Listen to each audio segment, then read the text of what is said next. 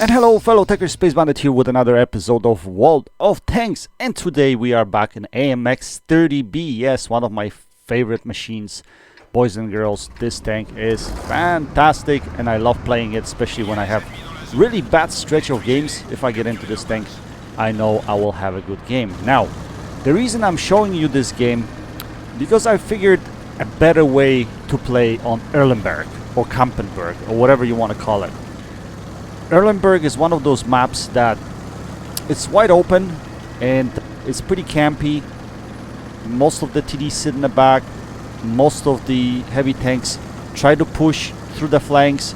Usually the north flank is pretty important, as well as south flank. Middle is important as well on this map. I love this map. This map is fantastic, by the way. But the problem is, if you are drawn on this spawn on this side of the map and you push the north, in 80% of cases, I'm gonna say 80%, maybe even higher percentage, those guys that go up north will die because the enemy team will just overwhelm that area. So I realized that few of our tanks went up there, so I wanted to support them somehow, because no one is spotted on the other side. Well, there's one heavy tank there, but it's gonna be awfully hard to get damage there, right? So best way to get damage is what I'm doing here right now. So as you can see, my detection circle here is kind of further away from the hill at 9 lane, and that's usually where the opposition will be, behind that hill, behind that ridge. But whoever is poking too far up and whoever is gonna make a mistake, I will punish them for it.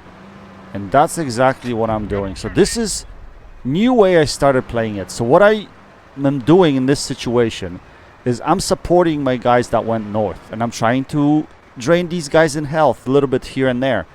And that's probably the best way to get early damage in this game on Erlenberg.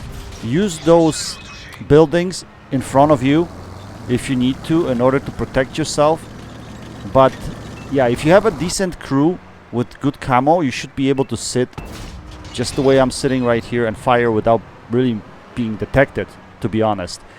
And you'll notice in a split second, I'll move up a little bit further, closer to those houses or those buildings, and you'll see I will get detected.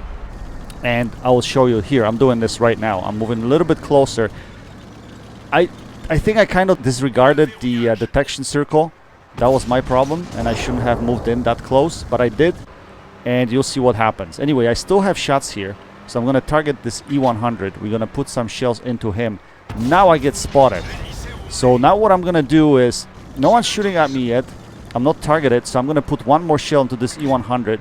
And once I'm targeted, I'm going to get the hell out just in a split second. I'm targeted now, actually. I should have been moving. Oh, I know what I was doing. I was side-scraping against that building in front of me. I didn't think there was anybody from the left side that would be shooting me, but there are. So as you can see, we're gonna lose our 6th sense over here, and now we're gonna bail out. We're gonna run away from this position. This position is now broken. There's nothing else I can do here. The opposition is no longer busy with my friendlies. All of my friendlies died on that side of the map, so it's time to drop and defend the base. And usually in this case, what happens is the opposition is just gonna run through the A line, right? They're gonna run through, and that's what I'm doing here. I'm dropping into the position where I can get shots into these guys that will be approaching our base, right? That's what I'm doing here, and we'll be looking for those shots. Now, I'm not saying this position is great here where I am right now, but at least that house in front of me serves as a little bit of protection. So we're gonna hang around here to see if any of them are gonna make mistakes. If they're not gonna make mistakes, we're gonna figure out what to do next. But we're gonna be patient here at this point in time. There's no point rushing. There's no point going and trying to take these guys out. Remember, there are snipers probably sitting at the end of A line, somewhere at A8, A9, supporting these guys. So there's no way I want to be doing that, right? So as you can see here, I'm spotted. I'm gonna drop behind the building. I'm gonna lose my 6th sense, and now we're gonna turn around and we're gonna bail again. We have no armor. There's no way for us to stay here. We need to play this chicken egg game, right, with our position. They shouldn't know where I am at all times. And I have mobility to do it, so I'm using my mobility to do it. So I'm gonna come back here. Now I noticed this medium tank started pushing. He's got a real hard-on for our Artie. So I was hoping he was gonna go after our Artie. I was willing to exchange here, no problem.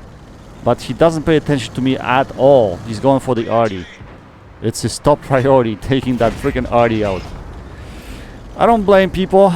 You know, they prioritize Artie. I prioritize our Artie quite a bit as well in my games, because they can ruin your game in a split second. But this guy is stuck now. He was not going to be able to get out. And yeah, he decided to drown himself, I guess. Let me see if I can put one more shell into him. Ah, we scuffed that shot, unfortunately. And here, the E4 started pushing. The opposition E4 started pushing a little bit too late to save his friend. And I'm going to make my first and big mistake in this game, especially with this alpha. I misjudged my gun depression here. As you can see, I was trying to hit him in a lower plate, but he just turns around and snaps me and takes a huge chunk out of my HP pool, which is not desirable, but what can you do? Sometimes it is what it is, right? And next step is we're going to try to continue and judging the situation, trying to figure out what we're doing next, right? To see if we have some shots anywhere at these guys. So paying attention to the map, paying attention to your situational awareness is important, knowing exactly where your position is. So I'm looking for a shot at this E100. No shot there. I see his turret turned, so we're gonna put a shell into his turret, and now he's gonna scoot behind that building and he's gonna disappear. So usually in a situation like this, when the flank is lost and the opposition is pushing and then they lose while they're pushing, that means this side of the map should be pretty much exposed. And that's what I was thinking to myself at this point in time. It's like, probably the best approach into the opposition side of the map will be taking the A line, right? Going through here, spot the heavies, put some shells into the heavies, and see if we can wrap this game up. Even though we're losing this game, but if I could be, if I could move unspotted to that position somewhere at B9, B0, spot across the 9 line to see if there's anything there, I will pretty much outspot any heavy tank with my crew in this tank. The only tank that I should be worried about is STB1. And I don't know what that guy is. I haven't seen him all game. So I was willing to go 1v1 versus him if I needed to. But we spot this Type 4. And he's got no friends. So we're going to put a shell into his turret. And he can't spot me now. He's pretty much screwed. His lower plate, that bounces. I think we're going to switch. Yeah, we switch to heat. Because, you know, we need to take him out of the game. And what the hell was that? That looked like a ghost shell. It looked like it hit behind him. Anyway, turret shot. We take him out of the game. And now we're going to continue forward. Looks like the other flank did well. And the guys cleaned up the other side of the map. So the two RDs left with STB1, who's still pretty dangerous. And me being alone on this side of the map, I was pretty sure I'm going to have to engage him 1v1. But I was hoping I could do it without RD interfering. Without RD interference. Anyway, we're going to scoot on this side of the hill so that we have protection from our friendlies in case these guys get spotted. And STB1 gets spotted. He was camping the whole game pretty much in that position, I would assume, because I didn't see him anywhere. And we're going to try to get closer and spot the RD at the same time. Maybe RD is somewhere over here. I'm spotted here. He tries to shoot me, but he doesn't have gun depression to hit me. And my friend is already putting shells into him. So, and here we spot the piggy. So we're going to put a shell into the piggy. We're going to drop back. So we'll make it difficult for a pig to hit us. We're going to climb up again and we're going to try to finish him and take him out of the game. By the way, all that spotting damage for STB1 is mine because I'm the one that spotted him. So now we're gonna be able to come up here and engage him. I was hoping to get a little bit more damage here, take him out, go take out the RD, and I was hoping that RD kill will be mine. Again, I'll let him shoot first, then we aim that shot. We don't auto-aim, guys, never auto-aim. Take him out of the game, and I was gonna take the RD here, but I realized his gun is probably pointing this way and I didn't want to get shotgunned, so I went the other way, and unfortunately he got shot down. And we complete this game. So again, I can't tell you how I love this tank. Every time I play this tank, I have good games in it. It's just amazing.